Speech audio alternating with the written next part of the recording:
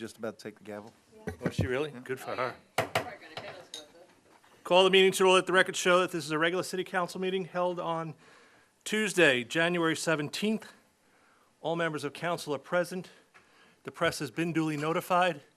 Would everyone please stand and join me in the Pledge of Allegiance? Pledge allegiance to the flag of the United States of America and to the republic for which it stands, one nation, under God, indivisible, with liberty and justice for all. If you would, please remain standing for a moment of silence. And in your prayer tonight, please remember Ed Seal and his family. Ed Seal passed away last week. He was the golf pro up here for quite a number of years.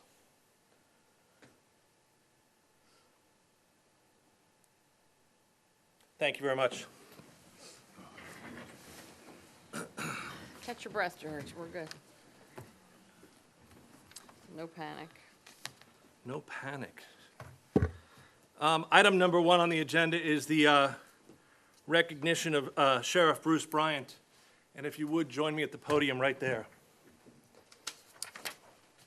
Okay, my Dropbox is busted.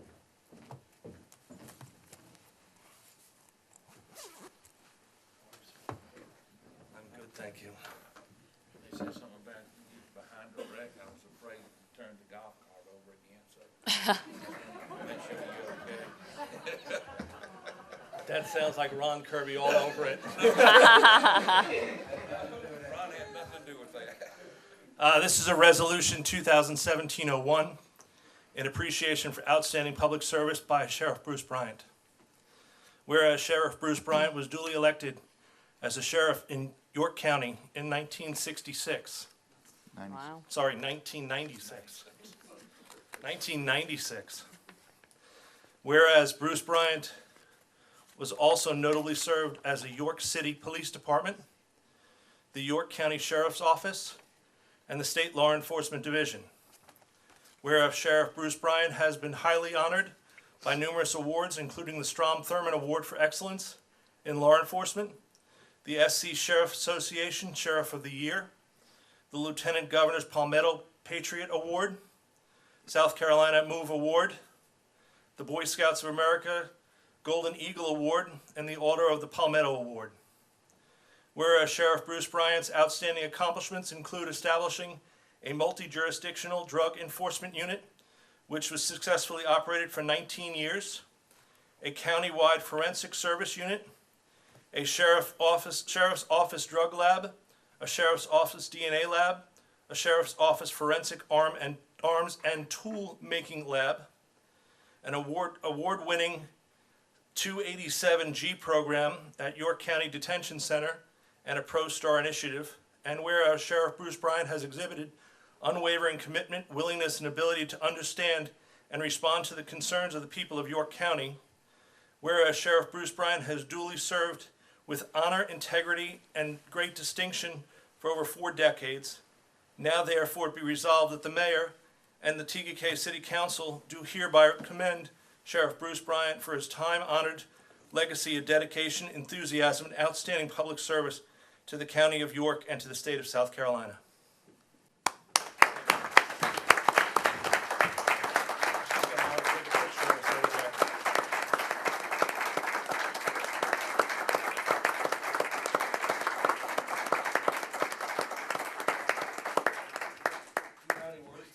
Well, let me just, yeah, I do. You know, I never pass up an opportunity. I guess that's the 20-year politician in me. But I just want to say thank you so much to the mayor and to members of the council. Thank you very, very much.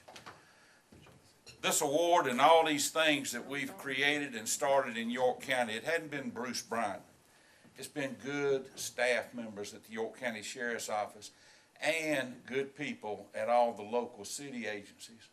You know, these multi-jurisdictional units, we've always taught that our discussion was to leave your ego at the door, because the common good of what we're doing, it benefits all communities and all areas of law enforcement in York County and keeping our community safe.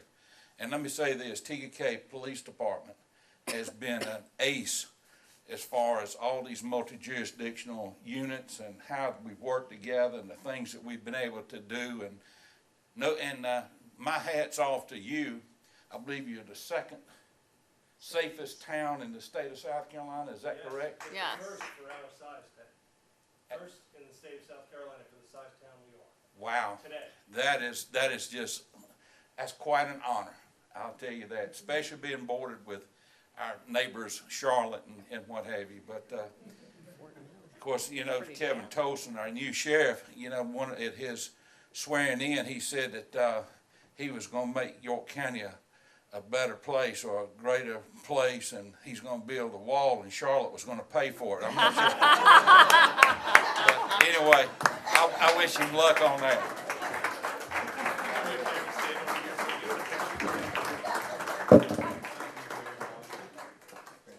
Thank you. Enjoy retirement. Hey, Steve, Charlie. Yeah, Steve needs to be up here with me. He's part of this. Steve's been a great chief. Y'all did real well with that guy. Come on over here with the better looking people. That's right.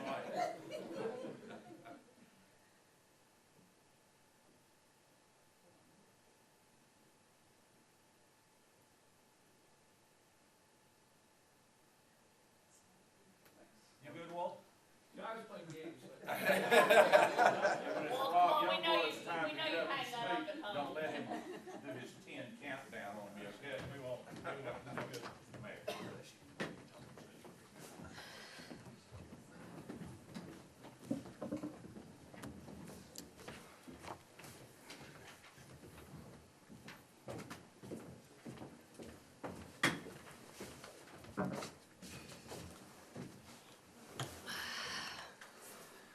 Item number 2 on the agenda is the South Carolina United Teal and White Day Proclamation. That's new. I'm good, I'm okay. Whereas South Carolina United Teal and White is a historic partnership in the fight against cervical cancer, and whereas cervical cancer is diagnosed in an estimate of 12,000 women each year. Whereas it is vital for those in need of screening, testing, and vaccination services understand the full realm of the unique screening and effective follow-up treatment. Cervical cancer is one of the most preventative cancers.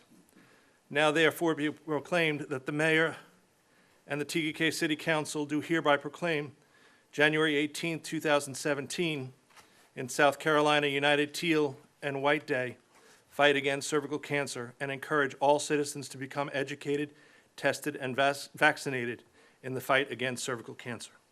Signed today, January 17, 2017.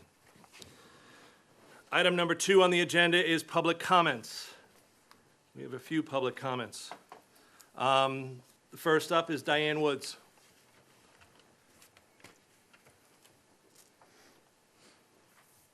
And the gang. Yeah, they're really good looking. Thank you, Mr. Mayor. I'm Diane Woods, 111 Palmyra Drive, and I'm here tonight for TK Neighbors Helping Neighbors. And we want to talk about community. As you heard, we are the safest community. We're the #1 community, and we are one heck of a community. And that's right, we are. And we're going to talk about, we had an unfortuitous event in TK. As you know, we had a fire, and family lost their home. But you know what? The community came together to become their support system and to help them. And I want to recognize these young ladies for all that they have done. And they're going to talk a little bit about it. Their mother is Emily Tucker. Their grandmother, Wendy Hope. There's Caroline Tucker, Elise Tucker, Caitlin Tucker. Then we have a dad, Bart Dwyer, along with his daughter, McKenna Dwyer. And we had Haley Whalett. And they all became volunteers for TK Neighbors Helping Neighbors, and they came to me, and I'm going to let them tell you how they feel about this wonderful community and what sense of community really means from the mouth of these young people. Go ahead.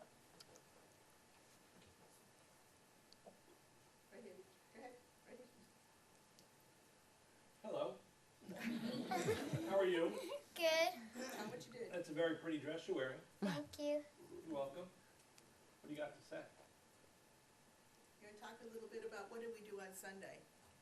We set up a table that we had a bunch of free food on and then collected donations Nice. and made a lot Very of money nice. and got a lot of toys for the new family. Good. Good. Caroline, you want to say something? I met the little girl there, and like her spirit was just happy and bright, and she was happy no matter what. Aw. She was so cheerful and amazing. She was like so bright. These girls came together, Mayor, and what they did was, it was their idea. They came to me and said, can we do lemonade stands in the city and collect donations for, and they all did all kinds of great baking, and people brought monetary donations, gift cards, and they also brought clothes and toys. And it was a sense of community came together in a time of need when the family, right after Christmas, had nothing but the clothes on their back. And today we celebrated the little girl, birthday Jasmine. We had a birthday party with Jasmine today, who turned 4 years old. And so the only thing she really wanted was a Minnie Mouse doll and Minnie Mouse ears, and the Tucker family was able to arrange. A friend that was down there had it sent up, and she got them today. Oh, how nice. And also families of friends of theirs from West Virginia sent tablets to them. So each of the children got tablets, which they lost during the fire. So that's what community is about. That's what TUK is all about. When the chips are down, we also help the elderly with wheelchairs and canes and all. So if anybody needs help, please let us know, because that's what TUK is all about. And I want to thank them all for all the hard work they did. So thank you all very much. Thank you. Thank you. Thank you, Diane.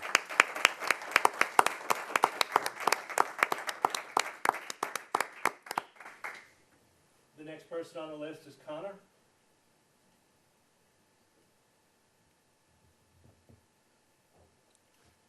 I think that was the boy, I think that was the Boy Scout. Oh, come on up. Do you need to ask a question, or did we handle it earlier? Okay. Okay. All right. And Drew, do we handle your question too? All right, cool, thank you. Didn't even realize we were doing so good. That doesn't mean that Rob Youngblood gets your 3 minutes. Rob Youngblood from the York County Chamber. Thank you all. I'm Rob Youngblood. It's been about 35 years since I've appeared before council. I usually like to do that right after the national championship that Clemson wins. An opportunist for sure, but I'm simply here, council, on behalf of the York County Regional Chamber of Commerce to say thank you. You guys have been a great partner of this chamber's really since we merged as, took 3 chambers and joined one to promote the entire region, and we certainly appreciate that. Our goal and our mission is to strengthen and make a strong community, and most importantly, to advance and create business development here. That's important to the city and really to the whole county for tax-based purposes. And of course, TUK is growing in that tax base, and we want to help and be as good a partner as we can. But thank you for renewing your support of the chamber and our partnership, and I promise we'll be here more often than every 35 years and call on us to help us as we can. We want to look for partnership opportunities as well. We enjoy working with the whole staff. Charlie's doing a great job. Also working with your clerk and assistant. She's been with us all along. Also want to thank you, Mayor, for serving on our TKK Fort Mill Area Council Board and for helping us stay on track on those kind of things. I do want to introduce you to one of our new staff members that's here this evening, Wayne Elliott. And Mayor, this announcement will go out later this evening. Wayne will be our staff liaison from now on with the Area Council Board. He'll be working with you and the others to promote this area and help this be the best area that it can be. One other thing I want to mention is our annual meeting. It's our annual awards program. We'll do that at the Hood Center on February 9th. As always, we recognize the top business person from the TKK area as well. John Weinbrenner will be the recipient this year of the Shore nice. Club. So I hope you can come out and enjoy and celebrate his recognition as one of the top business people in our region and county. Thank you again, and look forward to seeing you all more often and working with you closely from here on. Thank you very Thank you, Rob. much. Item number 3 on the agenda is the approval of minutes. Council, before you, the regular city council meetings from December 19th and the special city council meeting from January 4th. Are there any questions or deletions to those minutes?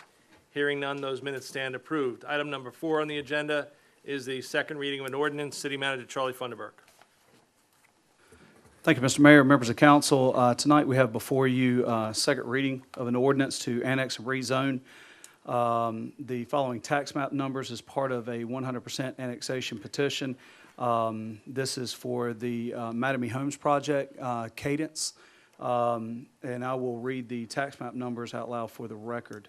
It's 644-00-00045, 047, 048, 049, 050, 051, 052, and 053. And it's to rezone those from RUD in the county to PDD in the city. As council has given a favorable first read, we would ask for a favorable second at this time. Thank you, Charlie. Council entertain a motion? Mr. Mayor, members of council, I'd like to make a motion that we approve the second reading of an ordinance to annex and rezone the tax map numbers read into the record by the city manager as part of a 100% annexation petition from RUD in the county to PDD in the city. I have a motion by Dottie Hersey. Do I have a second? Second. Second by Jennifer Stalford. Before I call the question, Charlie, would you explain why we're doing this? Because this is something we had before us once before. Can you give us Correct. a reason? This was an annexation rezoning that was previously considered by council and approved by council. There was some deadlines within the ordinance that for a variety of different reasons, the builder developer was not able to close in a point in time before that ordinance expired. And it was necessary to come back and redo the ordinance because that timeline had expired. But nothing has changed within the actual plan that was presented at the public hearing and previously considered by council. And one of the things that was part of this, the benefit of this annexation was the cellulose fiber. Could you explain that a little bit Yes, for the public? there's a land swap agreement that goes along with this at such time that Mattamy Homes closes. As the city owns approximately 6.9 acres on Gardendale Road that was part of one of the amendments to the Gardendale Development Agreement. It is property that is not inside or contiguous to the city up until the point in time that council, if council does approve this second and final read, as part of the land that Mattamy Homes acquired.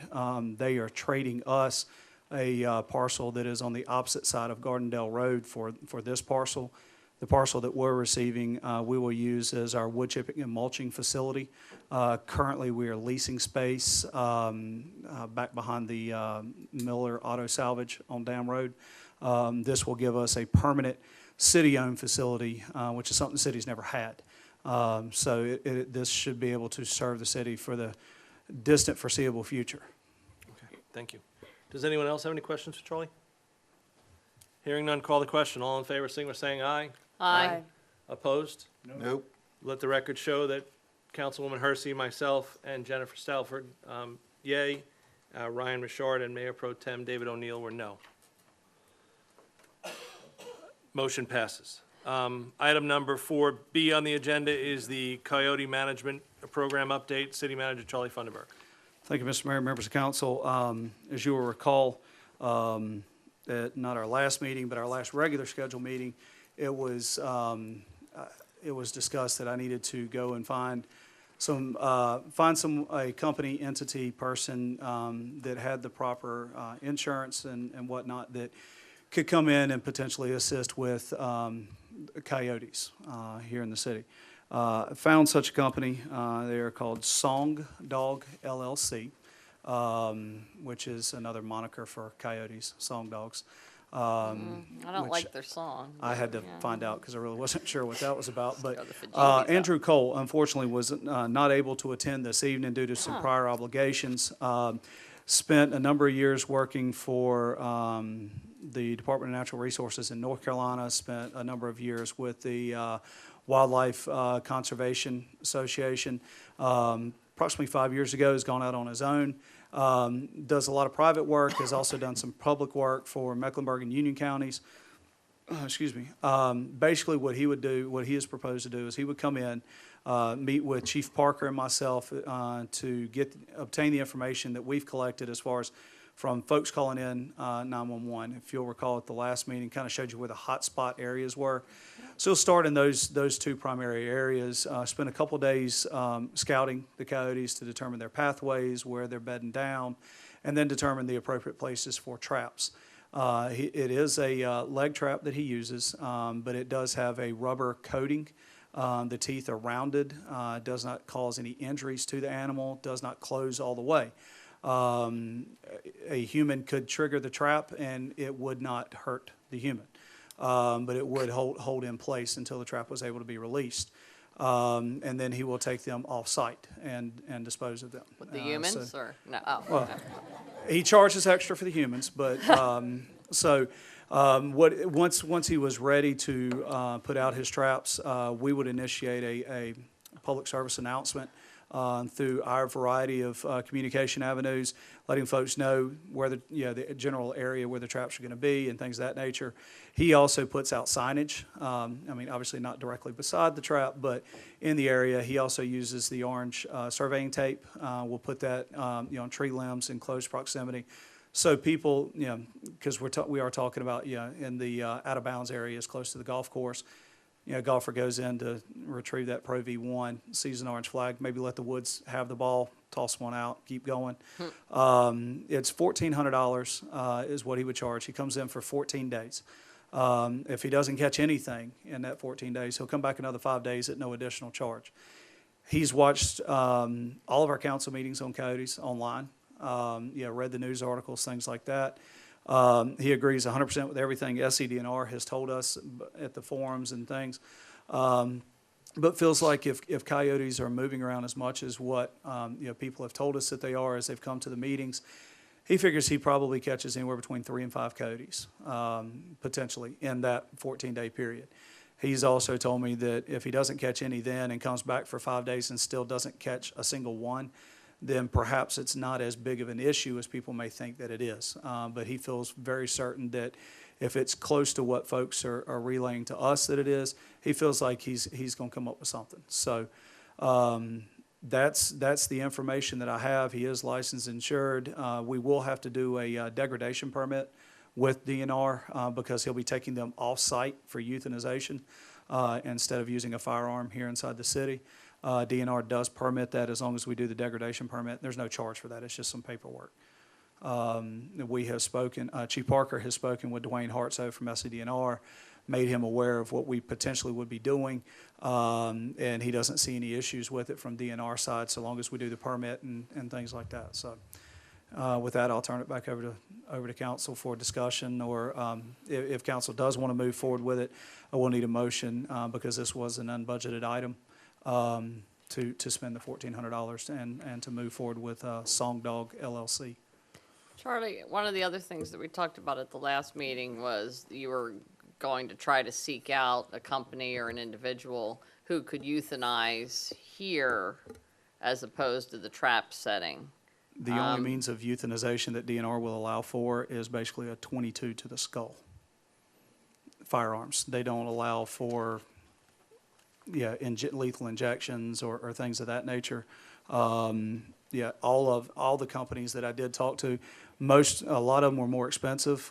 This wasn't something that they specialized in, but have done. But with the conversation with DNR and with each of these companies, it was, this was one of 2 companies that would actually take them off-site in order to do the euthanization. The rest of them would not transport off-site. They would euthanize at the trap and then take the animal off. After speaking with Chief Parker, and I tend to agree with him, we really didn't want gunfire. Somebody shooting a pistol or some type of rifle killing the coyote in the trap here in such a densely populated area. It felt like it would be better if they were taken off-site. Did that answer your question, or? Yeah, Okay. thanks. Yes. You're saying where's the locations we're putting this? The 2 hot spots on this side of the lake? The two hot spots that have been identified based on the calls that we have gotten are between holes 15 and 16 on Grandview, And between holes 5 and 7 on the Pines is where the majority of the calls, an overwhelming majority of the calls that we've gotten. There have been other calls in different places, but that seems to be where the majority of our calls are coming in, especially in the evenings, where they start to get a little bit more mobile, I guess. So we're anticipating that that's potentially where the dens are. Now, as this guy goes out and starts tracking them, he may determine that it's better to put the traps somewhere else to get a higher rate of success. But that's why he's going to come in for a couple of days and really track it before he initializes putting the traps out. Are we doing nothing on Gardendale side? At this point, we've only gotten 2 or 3 phone calls about coyotes over there. I've gotten some in the past, and I'm talking 5, 6 years ago. But here recently, since we've been really tracking it, really hasn't been that many calls. Hadn't planned on really taking him out there other than just to show him, what it looks like and to see if he thinks it's worthwhile setting traps over there. But if he does, based on what he sees, then we could potentially set some traps over there at no additional cost. But you haven't got any complaints over there? Not very many. Okay. The bulk of them are coming out of the Callaway development and the Trail Ridge and Winsong Bay areas, where the bulk of our calls coming into 911 are. Ryan? Just to go off of what Dottie had mentioned a little bit, that as far as for euthanization on-site versus off, you had mentioned that's a just simple permit, paperwork, nothing that's Correct. pulling hair or No, gonna sir. get denied or anything crazy like that. No, according to Officer Hartso with SEDNR, the only way we can take them off-site in order to euthanize would be through the degradation permit. So that's the kind of the catalyst that gives us that permission. Perfect. Jen? How many traps does he foresee using? That we haven't gotten into. I asked him, and he said, it really can vary, and he won't know until after he comes out and starts scouting the area. I mean, I would assume anywhere between 5 to 7 in each location, but spread out. I didn't talk to anybody that really mentioned putting out less than 5 traps in one area, so to speak. So I really don't have an answer for that one at this time, but can obviously, good idea. once he scouts That's it, I can pass that back along. Okay, and how often will the traps be checked? They have to be checked daily, and he'll be checking them daily. Okay, Yeah. great. Or they have to be checked every 24 hours, so.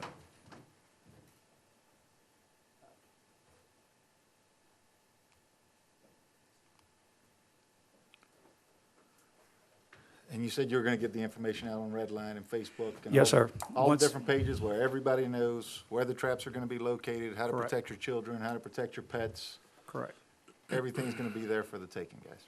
yes. And I know you and I spoke, but about the leg traps, I know you said it would not harm a human or a child, but also will not harm a cat or a Right. dog that happens to get out of your yard, or maybe it's an outdoor cat, so we don't have to worry about that either with this type of trap. Well, you do, because They're stuck. your cat or dog Becomes could bait. get in the trap, and then they become Stuck. stuck food Oh, for yeah. the coyote. Sure, which is why I know, was so- asking how often it's Yeah. Right. checked. But we need to, as Ryan's alluding to, we need to make sure that everyone is aware. If we have to go knocking door to door to make sure that everyone's aware of those neighborhoods where those traps are gonna be, then that's what we gotta do.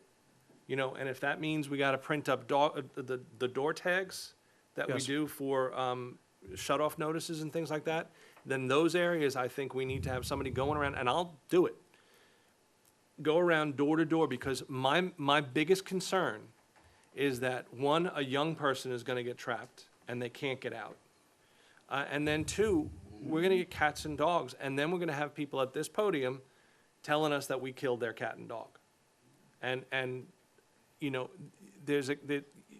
damned if you do, you're damned if you don't. We have to do something. And I think we have been doing something. We've gathered as much information as we possibly can to make an informed decision.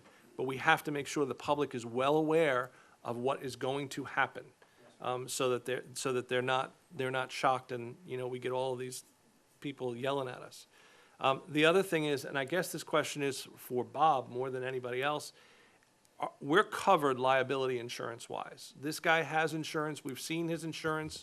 We know what he's got. We know what He carries, Smurf he and- carries the insurance that is required, the $1 million liability insurance per occurrence, $2 million aggregate, and will provide us with certificate of or a copy of the certificate of insurance listing City of Tega as additional insured. so that when the Grand Duchess of the Bijan world gets trapped in this cage and is now coyote food, the owner of the Grand Duchess of this Bijan world, the dog, can come and sue him for that dog. Not in a position to give legal I- advice, I- but we I would know- encourage I everybody know to keep that, their but it's, dogs on leashes. yeah, I understand. I wonder if this item requires legal advice from our attorney, which would be something that I would move to do in executive session, if not now, sometime. What does the rest of council feel? Fine, I'll give it to you whenever you want it. Okay. I mean, does it have to be an Does it have to executive be session? executive That's session? what I'd like to know. I think I can summarize it this way. Okay. You'll have more exposure by doing this than if you wouldn't. Okay. How much exposure? My experience is insurance companies' business model is to collect premiums and deny payments. So that's why you'll have more exposure if you don't do it. I mean, if you do it, if you don't, how much? That'll be fact driven. Right, and there's also nothing preventing an individual from suing us without regard for whether this person has insurance or not, which we know in the real world. So, Okay. Council, entertain a motion. Mr. Mayor, members of council, I'd like to make a motion for the city manager to engage the company Song Dogs LLC as presented in regards to trapping and removal of coyotes. I have a motion by Ryan Richard. Do I have a second? Second. Second by Jennifer Stalford. Any more council discussion? There being none, call the question. All in favor, signify by saying aye. Aye. Opposed? I was sitting there waiting for you down there. I'm just, yeah. For the record, Ryan Richard, Jen Stalford, myself, and David O'Neill were a yes. Councilwoman Hersey was a no. Item number 5 on the agenda is the street acceptance of Drake Gardendale. City Manager Charlie Funderburk. Thank you, Mr. Mayor, members of council. As we are nearing the end of the Lake Ridge development, we've got some more streets that the developer has petitioned the city to take into our street inventory. Each of the sections that are, streets are, that are being requested have either met or exceeded the necessary 75% build-out on that street. And they have been inspected by the city's engineer as well as city staff, and they do meet the city street requirements. And we would ask for council's favorable consideration at this time. Thank you, Charlie. Council, entertain a motion. Mr. Mayor, members, council motion to approve the street acceptance from Drake Gardendale LLC for section of Bluebell Way as shown on record map Phase 1, Pod A, Map 5, section of Corabell Way and Larkspur Way as shown on record map Phase 1, Pod B, Map 1, section of Corabell Way and Bettany Lane as shown on record map Phase 1, Pod B, Map 2, and remainder of Hazel Street and Cilantro Court as shown by record map Phase 1, Pod C, Map 4, into the city's street inventory, contingent upon the city's attorney's review of the necessary deeds and documents. I have a motion by Jen Stalford. Do I have a second? Second. Second by David O'Neill. Any council discussion? There being none, call the question. All in favor, signify by saying aye. Aye. Opposed? Unanimous. Item number 6 on the agenda is the city manager's report. Who was the second on that one, Mayor? I'm sorry. David O'Neill. David, okay, thank you. Item number 6 on the agenda is the city manager's report. Charlie Funderburk. Thank you, Mr. Mayor, members of council. Just a few brief items. I'd like to thank as well, we've received a lot of emails and positive things on Facebook, but thanks to the city crews, maintenance guys for their work in prepping for the snowpocalypse that never happened. But they put a lot of time, a lot of effort into it. Definitely appreciate that. I did want to explain, because it's popped up a couple times, the brine salt solution. We have an agreement with SCDOT, and as everybody's aware, TKK Drive, Dam Road, Gardendale Road, New Gray Rock Road, Highway 160, those are all state-owned and maintained roads. We worked out an agreement, this was actually when I was operations director, where DOT actually supplies us with their brine solution at no charge. They bring it up and put it into a container that we have on site, so long as we brine TK Drive, Gardendale Road, Dam Road, so that they don't have to. That way they can focus on primary highways, interstates, things like that. They'll bring us that brine solution up until, really up until the point in time that the weather event begins, which for them means that they've got all crews putting out brine. So we were able to get a little over 3,000 gallons from them. It didn't cost us didn't cost us anything towards our budget that we were able to put out. Sometimes, as the mayor was saying earlier, you're damned if you do, you're damned if you don't. If you don't put it out, it doesn't start off as rain, and we get no sleet, and you get all this snow, and, well, why didn't you do anything? So better safe than sorry, especially with what the forecasts were looking for. So appreciation to those guys and their efforts on that. Leaf collection has been a big sore spot for a lot of people. We should be back on completely on schedule by the end of this week. We finally have both pieces of equipment up and running. That has been few and far times between this season because of a lot of equipment maintenance that's had to occur, and most of that equipment maintenance has been because of bricks and rebar and pieces of flat metal, and at one point a razor scooter that people have been hiding in their leaf piles. Please, please, please be careful and don't deliberately throw stuff in those leaf piles, because that's some heavy-duty equipment that is powerful enough. Last year, we sucked up a bowling ball. It will definitely, it'll pull the sod up off your yard if we're not careful. But it tears up the equipment, which is unnecessary cost, downtime, things of that nature, slows it down. But the guys have been working hard. We do have both pieces of equipment running, so they should be on a street near you very soon. As was touched on earlier, obviously we've had our first fire of 2017. Very fortunate that there weren't any injuries. Would like to thank our fire department, our volunteer fire department, and then there was also members of Riverview and Flint Hill Fire Department and Piedmont EMS on scene, as well as our local police department assisting with traffic. So thank you to all the public safety agencies and departments that were involved in that. While I'm on that topic, Polar Plunge taking place February 4th. Proceeds go to support Special Olympics. Donation form is on the website. There's also a competition amongst several of the area principals.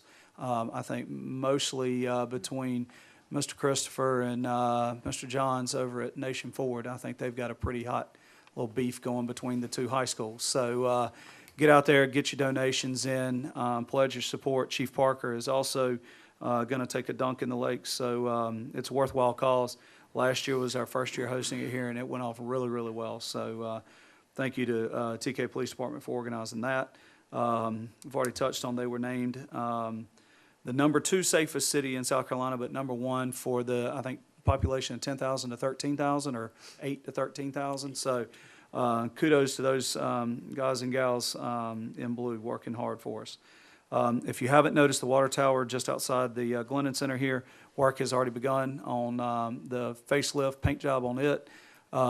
They've repaired a couple things up on top, and they've started pressure washing and cleaning it up on the lower base. Should have that done in the next few weeks and have that project completed. Intersection of Gold Hill Road and Highway 160 still has some work to be done, but they have finally opened up all the new lanes of travel. I noticed this weekend it definitely gets a lot of cars through that intersection in a hurry. So hopefully as the weather warms and cooperates, they'll be able to finish that up, get the final lift of asphalt and final paint markings down. Same to be said with Hubert Graham Way, battling the elements, but hopefully they'll have that wrapped up before too long as well. I'd like to welcome our newest restaurant. It's a Greek restaurant, Greco Fresh Grill, sitting behind the Discount Tire Store, right next to TK Deli. I've not tried it yet. Looking forward to it based on all the reviews I keep seeing online. People love it. So I see Ms. Stauffer nodding her head yes, so it It was must be very very good. good. So stop by and see the folks over there. The police department next Tuesday is hosting a peer pressure forum at TK Elementary School at 6 p.m. For those with school kids. Highly encouraged to attend, especially those parents, but take your kids with you. Very good presentation there. Sergeant Burns leading the efforts on that. Also, our fire department has 2 new firefighters that have received their EMT certifications, Dan Wilkins and Daniel Dellinger, so congratulations to those guys. And a reminder for council, February 1st is Legislative Action Day in Columbia. I think Sylvia's heard from just about everybody. So looking forward to that. And that is my report for this evening. Thank you, Charlie. Council, any questions for Charlie? We move on to item number 7 on the agenda is public comments. Are there any further public comments? Seeing no movement, we'll move on to item number 8 on the agenda is council comments. Ryan, you want to start us off? Unfortunately, they left, but yes, I definitely want to give kudos to the young ladies who were sitting up there earlier. I had a conversation with Diane and TK Neighbors Helping Neighbors, and it was pretty miraculous to hear the way these girls came together and just completely selfless acts, selling lemonade to help someone whose house just burnt down.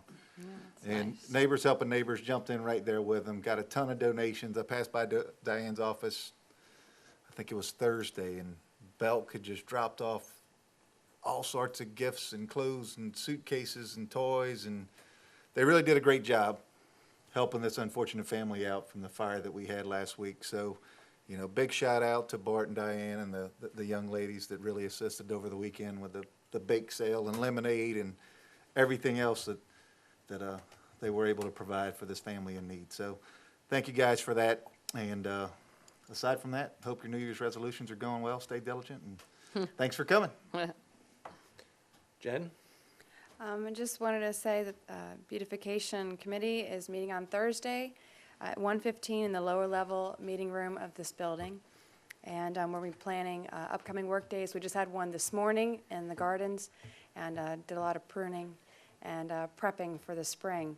But if you would like to join us next Tuesday at 9 a.m., you can more than welcome to come. And if weekdays are not convenient, send us a private message through our Facebook page, and I will let you know some to-dos that you can do any day of the week. Dottie? Just a comment about the coyotes and the reason that I didn't vote for it. It's not that I want coyotes. They scare the bejeebies out of me. And I have a cat that is an indoor cat, so I'm waiting for the day that he doesn't come home. That being said, I'm just too skittish about putting traps out. And, you know, orange tape and notices are great. People are curious, and so I feel like people are going to go looking for the traps, unfortunately. And so for me, it's a liability issue. The coyotes, while scary, don't seem to be hurting any humans. I'm not waiting for that to happen, quite frankly, and we were told generally that that is very unlikely. So I guess to me, the potential exposure, liability, and people getting hurt, when I tried to balance it out, that sort of won out for me. Might have been the wrong decision, but you know, the motion passed, and I hope that the effort is successful and we can remove the coyotes, and hopefully that makes folks feel better. But you know, we had heard so much that it was unlikely that we were going to get any from the experts that know about it when we had the forum, and that if we caught some and the coyotes somehow know that, you know, if their numbers start dwindling and they're at risk, they tend to have double litters or triple litters or something. I don't know how that works. But I feel like we might just be making the problem worse when we're trying to make it better. So that's just my position for the record. And I know there's people out there and maybe people in here that disagree with me, but that's just where I am on the issue. I'm just uncomfortable with it. Charlie, do we have any contact with North Carolina DOT, I mean, we've got everything else straightened out beautifully here and roads and so forth, but most all of us go to Rivergate, and does everybody get the same craziness when they're on 160 at Hamilton Road that they fixed? And they Last- made the left turn lane and. Right. yeah. The last I've heard, NCDOT is underway with engineering for widening of 160. But as far as funding and time schedule and things like that, I don't have that information at least handy with me right now. But I have been told that they have started putting together the engineering plans for it. So I mean, they just kind of need You're to gonna have a just log change jam at the the state paint line. arrow and pull down those things that are supposedly keeping people from going straight when others are turning. I mean, I want to do it myself. I see somebody ripped one down, so you can kind of get through, but, you know, I'm too scared to go through it, because that'll be the day I get stopped, I guess. That's it for me, I think. So Happy New Year to everybody. It seems like an old year, but let's hope it's a wonderful one. I think last year was pretty good, so let's keep going. David? Just want to say congratulations to the Clemson Tigers, the national champions. I have a daughter that graduated there after 3 years. And if they win in 35 more years, I think my son will still be there. He's on the extended plan. He's been there for 3. I think when he graduates, he'll be there. He'll be 58 when he graduates. So I just want to say congratulations. I know Charlie's a big fan. I'm a big fan. It was an exciting night. I had people in my house till 4 o'clock that morning. So I'm just very happy. And I know that Jack and Linda Stevenson are probably at home watching, and it's been an exciting time. So congratulations to the Tigers. What you don't know is he's still in school, so you get that student discount. Yeah, well, For tickets, guaranteed tickets for I'm on the years to come. extended plan. Amazon Prime does a discount too for students, so there I you need go. So you can get on that one Need as to buy a well. house. I think it'll be paid off by the time he gets out. Charlie, can you talk about Christmas trees?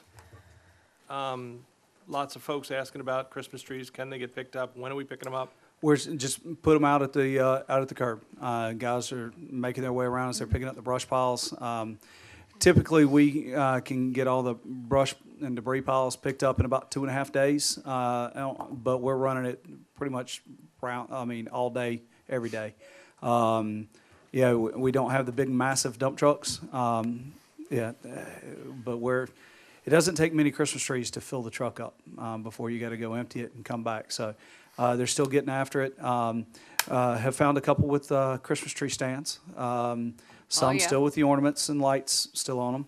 Please remove that stuff because we put it through the tub grinder and they don't really play nice together when you throw that stuff in there. And we're not collecting artificial trees. Those have been put out at the curb. You need to take those to the green boxes down at Baxter and throw them away. We're not collecting those curbside. Just the real ones with all the bells and whistles removed, please. But it is a time-consuming process, but the guys are getting after it. And now that we're through the holidays and some vacations and things of that nature, we should be able to pick up the pace. So, but they're getting after us. A lot of real trees out there. Yesterday, I saw a couple guys with trees, putting them in the lake. And I couldn't understand that. Well, yeah, Yeah. exactly. It's That's what I it's found out. fish. Yes, sir. Which was It's pretty fun, it's interesting to good. see them It's a good thing. dunking them. That's all I have. Item number 9 on the agenda is an adjournment. Council entertain a motion to adjourn. Mr. Mayor, members of council, I'd like to make a motion that we adjourn. I have a motion by Dottie Hersey. Do I have a second? Second. Second by Ryan Richard. All in favor, signify by saying aye. Aye. Aye. Opposed? Unanimous? We're adjourned.